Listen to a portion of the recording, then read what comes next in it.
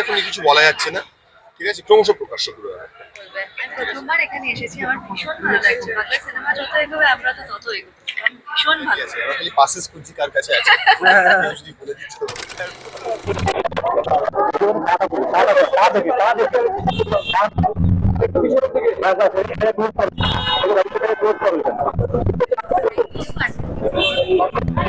Excited আমরা 31st Kolkata international film festival.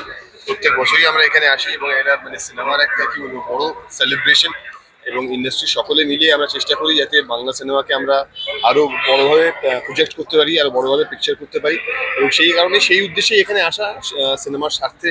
এবং আমার মনে হয় যে এরকম একটা ফিল্ম ফেস্টিভ্যাল যেটা এতদিন ধরে চলছে, এতটা স্বীকৃতি পেয়েছে গ্লোবালি, গ্র্যাজুয়ালি এবং গ্লোবালি, আমার মনে হয় এই ফেস্টিভ্যালটা আরো অনেক বড় হয়ে যাবে।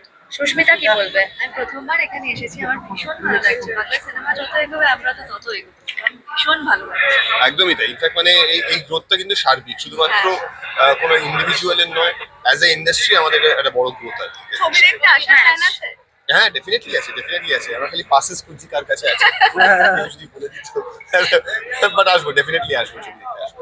আচ্ছা, একটা বিষয় নিয়ে কথা চলছে, তোমার নতুন প্রজেক্ট নাকি আগামী দিনে তোমার শুটিং এ জয়েন করছে, এরকম কি, যেটা কি খবর নাকি আদৌ এটা নিউজ? কে করছে আমি? না, এটা শোনা যাচ্ছে, ওকে আমি বলেছিলাম কোনো প্রজেক্ট নিয়ে কথা মনে হয়। মনে না, হয় এক্ষুনি কিছু বলা যাচ্ছে না, ঠিক আছে, ক্রমশ প্রকাশ্য শুরু হবে। ঠিক আছে, হ্যাঁ, তাড়াহুড়ো ছিল তো, তোমাদের জ্বালায় এখন এটা হয়েছে। বেসিক্যালি অ্যাকচুয়ালি এক হয়ে গেছিল, তারপর দেখে যে ওটা পরে এসছে বলে চেঞ্জ করে দিল। আমাদের তো ম্যাচ হচ্ছে, ম্যাচ তো হয়েছে। ম্যাচ বাহ। আমার 3 মিনিট